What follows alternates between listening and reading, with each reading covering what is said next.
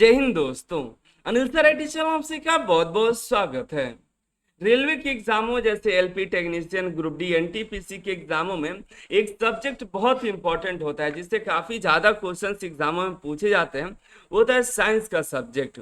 और हमने एक सीरीज शुरू किया हुआ है जिसमें जनरल साइंस के जो रेलवे के पिछले एग्जामों में एलपी टेक्नीशियन ग्रुप डी के पिछले एग्जामों में क्वेश्चंस पूछे जा चुके हैं और आने वाले जो एलपी टेक्नीशियन ग्रुप डी के एग्जाम्स हैं उसके लिए जो साइंस के इंपॉर्टेंट क्वेश्चन, जो टॉप क्वेश्चन जो एग्जामों में आने वाले हैं उसको हम एक सीरीज के माध्यम से डिस्कस करने वाले हैं। ठीक है, अलग अलग सेट बनाएंगे जिसमें अलग अलग क्वेश्चंस को डिस्कस करेंगे। हमने इसके पहले भी एक सेट देखा हुआ है, एक सेट अपलोड किए हुए हैं।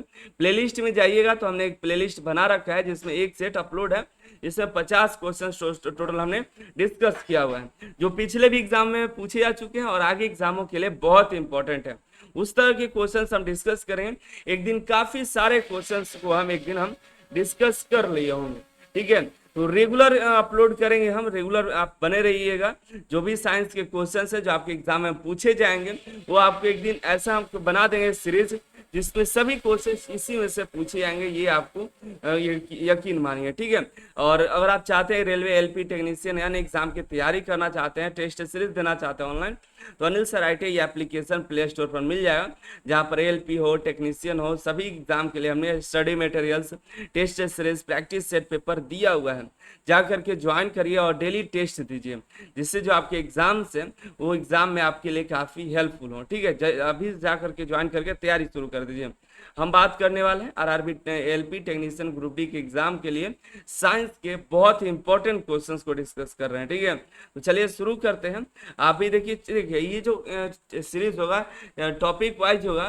ठीक है, फिजिक्स, केमिस्ट्री, बायोलॉजी, कंप्यूटर, फिर लास्ट में हम इन्वायरमेंट को डिस्कस करेंगे। ठीक है, तो चलिए शुरू करते हैं। हमने इसके पहले 50 क्वेश्चन डिस्कस कर लिया हुआ है। आज से हम 51वां क्वेश्चन शुरू करेंगे। ठीक है, थोड़ा फास्ट करेंगे क्योंकि ये क्वेश्चंस जो है बहुत ही सिंपल क्वेश्चंस हैं जो आपको याद करने चाहिए। ठीक है, देखिए पहला क्वेश्चन है विभवांतर की एसआई यूनिट। विभवांतर की एसआई यूनिट वोल्ट होता है जो रेलवे ग्रुप डी के 2 एग्जामों में पहले पूछे भी जा चुके हैं। तो विभवांतर की एसआई यूनिट क्या होती है? वोल्ट होती है। आवेश का मात्रक क्या होता है? कूलाम होता है।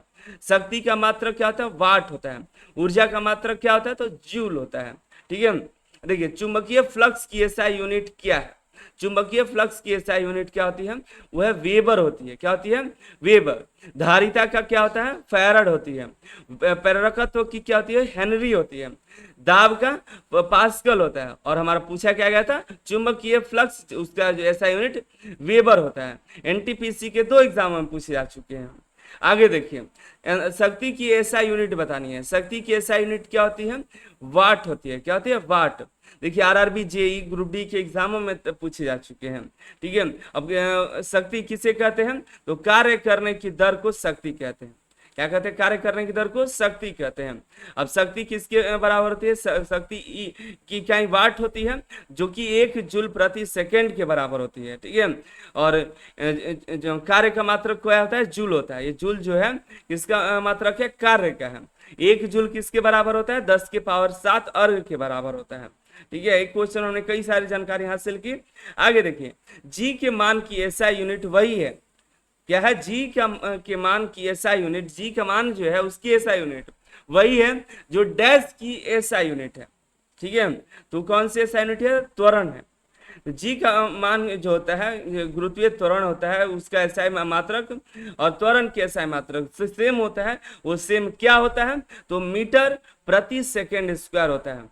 त्वरण का कोई एसआई यूनिट पूछे तो बताइएगा। मीटर प्रति सेकेंड स्क्वायर होता है। क्या होता है? मीटर प्रति सेकेंड। अब देखिए गुरुत्वीय त्वरण जो जी का मान है क्या होता है? जी का मान 9.8 मीटर प्रति सेकेंड स्क्वायर होता है। अगला क्वेश्चन देखिए, न्यूटन मीटर स्क्वायर किलोग्राम प्रति स्क्वायर जो है की एसआई यूनिट बताना है।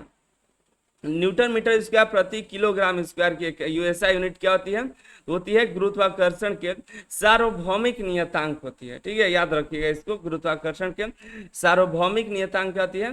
न्यूटन मीटर स्क्वायर प्रति किलोग्राम स्क्वायर। ठीक है, आगे देखिए, प्रतिरोधकता की एसआई यूनिट क्या होती है? तो होती है ओम मीटर होता है। ध्यान रखिएगा इसको, आगे और भी क्वेश्चन इस पर आएंगे। प्रतिरोधकता की एसआई यूनिट ओम मीटर होता है। ठीक है, आगे देखिएगा, भार की एसआई यूनिट क्या होती है? भार की एसआई यूनिट डैश की एसआई यूनिट के बराबर होता है। यानी कि दो ऐसे एसआई यूनिट सेम होते हैं, दो ऐसे हैं जिसकी एसआई यूनिट सेम होती है। वो क्या है? तो है बल। भार और बल की एसआई यूनिट क्या हो जाएगी? एक ही होता है। वो क्या होता है? भार और बल का एसआई यूनिट होता है न्यूटन। क्या होता है? बल और भार की एसआई यूनिट न्यूटन होता है। अगला देखिए 58 नंबर, डैश चाल की एसआई यूनिट बतानी है।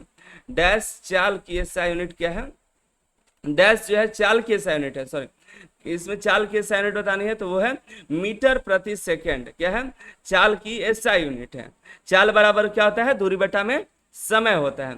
एग्जाम में आपके सवाल पूछे जा सकते हैं, चाल किस प्रकार की राशि है? तो चाल एक अदिश राशि है। क्या है? चाल एक अदिश राशि है जिसका एसआई यूनिट होता है मीटर प्रति सेकंड। निम्नलिखित में किन दो भौतिक राशियों की इकाई एक ही है? वैसे दो भौतिक राशि बतानी है जिसकी एसआई यूनिट क्या होती है? सेम ही है। वो है क्या है इसमें? इसमें आपका हो जाएगा बल और भार हो जाएगा। क्या होगा? बल और भार। यहाँ पे हमने 57 में डिस्कस किया, बल और भार की एसआई यूनिट सेम होती है। क्या होती है? वो है न्यूटन होता है, ये भी हम बताएं। लेकिन एक और है इसमें, बल और उत्प्रेक्ष बल होता है। बल और उत्क्षेप बल का भी यूनिट सेम ही होता है, न्यूटन होता है। इसको हम किलोग्राम मीटर प्रति सेकंड स्क्वायर भी इसका यूनिट बोलते हैं। ठीक है, याद रखिएगा, न्यूटन हो सकता है या किलोग्राम मीटर प्रति सेकंड भी होता है। दाब का यूनिट क्या होता है? दाब एक भौतिक राशि है, इसका ऐसा यूनिट जो है पास्कल होता है। गति का क्या होता है?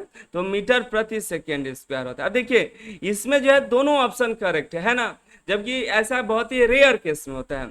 आपके रेलवे के एग्जामों में भी कुछ ऐसे क्वेश्चन आ जाते हैं जिसके ऑप्शन दो करेक्ट होते हैं, तो उसके मार्क्स आपको मिल जाते हैं बाद में। ठीक है, वो रेलवे के बोर्ड की गलती होती है। आगे देखिए, न्यूटन प्रति मीटर प्रति सेकंड जो है किसकी यूनिट है? किसकी एसआई यूनिट बताना है? वो है त्वरण की एसआई यूनिट होती है। न्यूटन प्रति सेकंड स्क्वायर, मीटर प्रति सेकंड स्क्वायर त्वरण की यूनिट होती है। ठीक है, अब डैश की एसआई यूनिट जूल प्रति सेकंड है। किसकी एसआई यूनिट जूल प्रति सेकंड है? तो वह शक्ति का। किसका? शक्ति की एसआई यूनिट जूल प्रति सेकंड होता है। शक्ति को किस से निरूपित करते हैं? पी से। अब शक्ति किसे कहते हैं? तो शक्ति कार्य करने की दर को शक्ति कहते हैं। रेलवे ग्रुप डी के एग्जाम में पूछे गए हैं इतने सिंपल क्वेश्चन, देख रहे हैं। कार्य करने की दर को शक्ति कहते हैं। शक्ति का एसआई यूनिट जूल प्रति सेकंड होता है। शक्ति को किससे निरूपित करते हैं? तो पी से। पी इक्वल टू W/T, जो कार्य बटा में समय बोलते हैं। शक्ति को कैसे निकालेंगे? कार्य दिया हुआ है, समय दिया हुआ है, तो आप शक्ति को निकाल लीजिएगा। ठीक है, आगे देखिए, न्यूटन डैश के मापन की इकाई। न्यूटन किसके मापन की इकाई है? पहले भी हमने आपको बताया हुआ है, वो है बल का। ठीक है, बल का। और भार का क्या होता है ये भी बता दीजिए। भार का भी आपका क्या होता है? न्यूटन ही होता है। आगे बात करते हैं, डैश की एसआई यूनिट न्यूटन है। फिर आ गया किसका यूनिट जो है आपका न्यूटन है? दो है बल और भार होता है। इसमें बल और भार दिया हुआ है कहीं देखिए तो यहाँ वजन दिया हुआ है, भार हो गया और ये बल हो गया, दोनों होगा सेम है। एनटीपीसी और ग्रुप डी के एग्जाम में पूछे गए, देख रहे हैं ना, वजन और बल ये दोनों की एसआई यूनिट न्यूटन होता है। विद्युत धारा की एसआई यूनिट बतानी है, बता सकते हैं। एलपी टेक्नीशियन ग्रुप डी के एग्जामों में पूछे गए हैं। विद्युत धारा की एसआई यूनिट एम्पियर होता है। विद्युत धारा को आई से निरूपित करते हैं। और विद्युत धारा निकालने के लिए आवेश दिया हुआ और समय दिया हुआ, तो आप विद्युत धारा निकाल सकते हैं। I = Q/T करिएगा तो आपका विद्युत धारा निकलेगा। डैश की एसआई यूनिट एम्पियर है। अभी हम बात किए विद्युत धारा की एसआई यूनिट एम्पियर होती है, ग्रुप डी के एग्जाम में आए हुए हैं। डैश की एसआई यूनिट वोल्ट होती है। अभी ये भी हम बात किए हैं, नहीं पिछले क्लास में बात किए थे। डैश की एसआई यूनिट वोल्ट होती है, वो विभवांतर की एसआई यूनिट वोल्ट होता है। ठीक है, वी से, कैपिटल वी से इसको निरूपित करते हैं। ठीक है, कूलाम किसकी इकाई है? कूलाम की इकाई है विद्युत आवेश की इकाई है। कूलाम विद्युत आवेश की इकाई कूलाम होती है। त्वरण की एसआई यूनिट क्या होती है? देखिए ग्रुप डी के एग्जामों में 3 एग्जामों में एक सवाल पूछे जा चुके हैं। त्वरण की एसआई यूनिट होती है मीटर प्रति सेकेंड स्क्वायर, ठीक है, मीटर प्रति सेकेंड स्क्वायर हो जाएगा, ठीक है, याद रखिए, हमने ऊपर भी एक क्वेश्चन है, इसको डिस्कस किया हुआ है। इनमें कौन सी तापमान की एसआई यूनिट है? तापमान की एसआई यूनिट क्या होती है? केल्विन। क्या होती है? केल्विन। देखिए ग्रुप डी के एग्जाम में पूछे जा चुके हैं। और ये ताप का यह पैमाना जो है किसने खोज किया था? तो लॉर्ड केल्विन ने सन 1852 में इन्होंने प्रस्तुत किया। अब देखिए जल के हिमांक को कितने डिग्री से सेल्सियस की जरूरत होती है? यहाँ पे 273 केल्विन के से निरूपित करते हैं। या डिग्री की बात करें तो यहाँ पे देखिएगा डिग्री एब्सोल्यूट होता है और क्वथनांक को 373 केल्विन माना गया है, ठीक है। इन दोनों के बीच की दूरी को 100 बराबर भागों में बांटा गया है। आगे देखिए न्यूटन प्रति मीटर स्क्वायर, ये किसकी यूनिट है? तो ये दाब की यूनिट है, न्यूटन प्रति मीटर स्क्वायर, ठीक है, न्यूटन प्रति मीटर स्क्वायर दाब के यूनिट है। ग्रुप डी के एग्जाम में पूछा जा चुका है। आगे देखिएगा भार की एसआई यूनिट वही है जो डैश की एसआई यूनिट है। भार की एसआई यूनिट वही है जो बल का है। बल और भार का दोनों का जो है एसआई यूनिट क्या होता है? न्यूटन होता है। अब बल और भार दोनों कैसी राशियां हैं? तो ये सदिश राशियां हैं, ठीक है। दी गई भौतिक राशियों में से क्या सापेक्ष राशि नहीं है? अब देखिए सापेक्ष राशि कौन होता है? सापेक्ष राशि वो होता है जो किसी अन्य भौतिक राशि पर निर्भर करता है। तो यहाँ पर समय को छोड़ करके सभी जो है किसी न किसी पर निर्भर होता है। समय किसी भौतिक राशि पर निर्भर नहीं है, इसलिए ये सापेक्ष राशि नहीं है। ग्रुप डी के एग्जाम में पूछे जा चुके हैं, ठीक है। निम्नलिखित में किस राशि के लिए मात्रक नहीं है? मात्रक किसके लिए नहीं है? तो अपेक्षिक घनत्व के लिए नहीं है। जबकि घनत्व है, घनत्व के लिए है किलोग्राम प्रति मीटर क्यूब है। बल के लिए न्यूटन है। संवेग के लिए किलोग्राम मीटर प्रति सेकेंड है, ठीक है। निम्न में से किस युग्म की इकाइयां समान नहीं होती हैं? किस युग्म की इकाइयां समान नहीं होती है? वो है बल और दाब की, ठीक है। ग्रुप डी के एग्जाम में ये भी पूछे जा चुके हैं। समान नहीं है, बल और दाब का यहाँ पर समान नहीं होता है। बल और भार का होता है लेकिन दाब का नहीं होता है। चाल और वेग का यूनिट सेम होता है। कार्य और ऊर्जा का सेम होता है। दूरी और विस्थापन का सेम होता है, लेकिन बल और दाब का नहीं होता है, ठीक है। बल का ऐसा यूनिट न्यूटन होता है, जबकि दाब का होता है न्यूटन प्रति मीटर स्क्वायर होता है। दाब का जो है ऐसा यूनिट पास्कल भी होता है, याद रखिएगा। दाब का ऐसा यूनिट पास्कल भी होता है, याद रखिए, एग्जाम में आएगा आपको। ओम मीटर की यूनिट क्या होती है? ओम मीटर जो है किसकी यूनिट है? तो प्रतिरोधकता की यूनिट है, ठीक है। हमने पिछले क्वेश्चन में बताया था आपको, याद रखिएगा इसको। मंदता की एसआई यूनिट क्या होती है? मंदता की एसआई यूनिट मीटर प्रति सेकेंड स्क्वायर होती है। निम्नलिखित में से किस युग्म की एसआई यूनिट समान है? समान बराबर है, तो ये बता दीजिए। कार्य और ऊर्जा का जो है सेम होता है, बाकी बल और दूरी, संवेग और बल ये सब का सेम नहीं होता है, ठीक है। बल और दाब का भी नहीं, बल और भार का होता है। किसका होता है? बल और भार का। आरआरबी ग्रुप डी के एग्जाम में देखिए 2 बार पूछे आ चुके हैं। 1 पास्कल किसके बराबर होता है?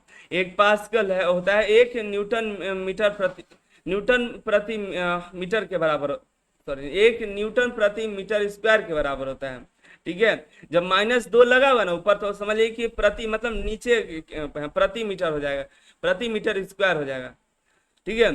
निम्नलिखित में इसका मिलान करना है आपको, ठीक है। मिलान कैसे करेगा? तो देखिए ये वाट है, वाट को किस में मिलाएगा आप? वाट जो है आपका ये नैनोमीटर में हो जाएगा, ठीक है, वाट।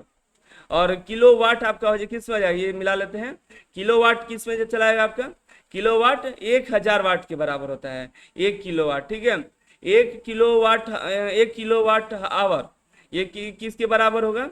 तो ये हो जाएगा 3.6 × 10 के पावर 6 जूल के बराबर होता है। 1 हॉर्स पावर किसके बराबर होता है? 746 वाट के बराबर होता है, ठीक है। ये याद रखिए। तो अब कैसे कैसे है? पहला क्या ए, दूसरा का सी है, तीसरा का क्या है? बी है, और चौथा का डी है। सेम हो जाए, सही हो जाएगा, ठीक है। आगे बढ़ते हैं। विद्युत धारा की एसआई यूनिट बतानी है, तो विद्युत धारा की एसआई यूनिट एम्पियर होता है। हम पहले डिस्कस किए हुए हैं, ये ग्रुप डी के एग्जामों में आ भी चुके हैं। तरंग दैर्घ्य की एसआई मात्रक बतानी है, तरंग दैर्घ्य की एसआई मात्रक मीटर होता है। किसी पदार्थ की मात्रा को मापने के लिए निम्नलिखित में से किस इकाई का उपयोग किया जाता है? तो ये हो किया जाता है मोल। किसी पदार्थ को मापने के लिए मोल का उपयोग करते हैं, मोल यूनिट का उपयोग करते हैं, ठीक है। आरपीएफ कांस्टेबल एनटीपीसी के एग्जाम में पूछे गए हैं, देख रहे हैं कितना ऐसा ऐसा क्वेश्चन देख रहे हैं आपको। निम्नलिखित में से कौन सी यूनिट को मोल का प्रतीक है, ठीक है, कौन सा है मोल का प्रतीक? MOL होता है। क्या होता है? MOL। हमने पिछले क्लास में एक क्वेश्चन इसको डिस्कस किया हुआ है। विद्युत ऊर्जा व्यय की वाणिज्यिक मात्रा बताना है, विद्युत ऊर्जा की जो व्यय होता है उसकी वाणिज्यिक यूनिट बतानी है, वो होता है किलोवाट घंटा। क्या होता है? किलोवाट घंटा, KWH होता है। मात्रक बताना है कूलाम प्रति सेकेंड का दूसरा नाम, कूलाम प्रति सेकेंड का, वो है एम्पियर होता है। क्या होता है? एम्पियर को ए से निरूपित करते हैं, कूलाम प्रति सेकेंड भी बोलते हैं। तरंग वेव का ऐसा यूनिट बताना है, तरंग वेव का जो है वैसा यूनिट क्या होता है? वो मीटर प्रति सेकेंड होता है। तरंग वेव का ऐसा यूनिट मीटर प्रति सेकेंड, जेई के एग्जाम में पूछेंगे, देख रहे हैं। तरंग वेव का ऐसा यूनिट मीटर प्रति सेकेंड। ध्वनि प्रदूषण डैश से मापा जाता है। ध्वनि प्रदूषण कैसे मापेंगे? तो डेसिबल में मापते हैं, कितना डेसिबल ध्वनि है। जो ऑडियो भी है उसको हम डेसिबल में मापते हैं, जैसे और सभी चीजें मापते हैं ना, दूध है या कोई भी पदार्थ है उसको मापते हैं, उसी तरह ध्वनि को हम डेसिबल में मापते हैं। ध्वनि की प्रबलता को कैसे मापेंगे? वो प्रबलता डेसिबल में मापते हैं। अभी हम देखिए बताया ना आपको, ध्वनि प्रबलता वो है डेसिबल में मापते हैं। अब देखिए ध्वनि तरंगों की आवृत्ति किस में होती है? 20 हर्ट्ज से 20,000 हर्ट्ज के बीच में होती है, ठीक है। और इन्हें हम श्रवण ध्वनि तरंग कहते हैं। वायु जो है, वायु में ध्वनि की चाल कितनी होती है? 332 मीटर प्रति सेकेंड होती है, ठीक है। वायु में ध्वनि की चाल क्या होती है? 332 मीटर प्रति सेकेंड होती है। अब चलिए मेजरमेंट में आते हैं। मेजरमेंट में देखिए एक एटमोस्फियर इक्वल टू कितना होगा? एक एटमोस्फियर में होता है 1.01 गुणे 10 के पावर 5 पास्कल होता है। पीए का मतलब पास्कल हो जाएगा, ठीक है। एक एटमोस्फियर में कितने पास्कल होते हैं? 1.01 गुणे 10 के पावर 5 पास्कल होते हैं। एक हॉर्स पावर किसके बराबर होता है? एक हॉर्स पावर हमने आपको बताया है 746 वाट के बराबर होता है, ठीक है। 746 वाट को क्या कहा जाता है? एक हॉर्स पावर कहा जाता है। याद रखिएगा, एक हॉर्स पावर में कितने वाट होते हैं? तो 746 वाट होते हैं। दिमाग में घुसा लीजिए, ग्रुप डी के एग्जामों में पूछे गए भाई, याद नहीं रखिए तो कैसे होगा। एक डायोप्टर को कैपिटल डी से मापते हैं, निरूपित करते हैं। तो एक डायोप्टर किसके बराबर होता है? एक प्रति मीटर के बराबर होता है। एक मीटर किसके बराबर होता है? एक मीटर एक 10 के पावर 6 माइक्रोन के बराबर होता है। एक मीटर किसके बराबर होगा? 10 के पावर 6 माइक्रोन के बराबर होता है। परमाणु त्रिज्या कैसे मापी जाती है? परमाणु त्रिज्या को मापने के लिए नैनोमीटर का उपयोग करते हैं। बहुत ही छोटी होती है ना, उसकी त्रिज्या मापनी होती है तो नैनोमीटर का इस्तेमाल करते हैं। प्रदीप्त इल्यूमिनेशन की माप निम्न में से किसके उपयोग करके की जाती है? इल्यूमिनेशन को मापने के लिए हम लक्स मीटर का उपयोग करते हैं। किसका उपयोग करते हैं? Lux meter. 1 किलोवाट घंटा किसके बराबर होता है? 1 किलोवाट घंटा होता है 3.6 गुणे 10 के पावर 6 जूल के बराबर होता है। ये याद रखिए, कई सारे एग्जाम में पूछे गए हैं, कभी भी पूछे जा सकते हैं। ग्रुप डी के है, देखिए 4 ग्रुप डी एएलपी टेक्नीशियन के एग्जाम में पूछे गए हैं। 1 किलोवाट घंटा किसके बराबर होता है? 3.6 गुणे 10 के पावर 6 जूल के बराबर होता है, ठीक है। 1 किलोवाट घंटा ऊर्जा कितने के बराबर होता है? 1 किलोवाट घंटा जो आता है 36 लाख जूल के बराबर होता है। कितने के बराबर होता है? 36 लाख जूल के बराबर होता है। आगे देखिए, 1 किलोवाट जो है किसके बराबर होता है? तो होता है 1000 जूल प्रति सेकेंड के बराबर होता है। 1000 जूल प्रति सेकेंड के बराबर। 1 किलोवाट डैश शक्ति के बराबर होती है। 1 किलोवाट की कितने के बराबर होती है? वो है 1000 वाट के बराबर होती है 1 किलोवाट। 5.5 किलोवाट आवर जो है कितने के बराबर होती है? वह 19.8 गुणे 10 की पावर 6 जूल के बराबर। कैसे होगा? तो 1 किलोवाट जो होता है 3.6 गुणे 10 की पावर 6 जूल के बराबर है। तो 5 किलोवाट को गुणा जब करिएगा इससे 5.5 जब गुणा करिएगा तो आपका आएगा 19.8 गुणे 10 की पावर 6 जूल आएगा। ये हमारा 100 क्वेश्चंस था। आगे की सेट में हम आगे 50 क्वेश्चंस को डिस्कस करेंगे, ठीक है। अगर आपने पहला वाला सेट नहीं देखा है तो उस सेट को जा करके देखिएगा, और आगे आने वाले सेट के लिए सब्सक्राइब करके रखिए, ताकि आपको जो है आने वाले जो सेट अपलोड किए जाए अपने चैनल पर तो उसकी जानकारी मिलते रहे। टेलीग्राम चैनल पर ज्वाइन कर लिया। टेलीग्राम पर हम जो है सभी जो अपडेट्स होते हैं उसकी जानकारी आपको टेलीग्राम पर प्रोवाइड कर देते हैं। टेलीग्राम पर लेटेस्ट अपडेट मिलते रहता है। लाखों लोग जुड़े हुए हैं, आप भी जुड़िए तो आपको भी अपडेट मिलते रहेगा। आप सभी का बहुत बहुत धन्यवाद।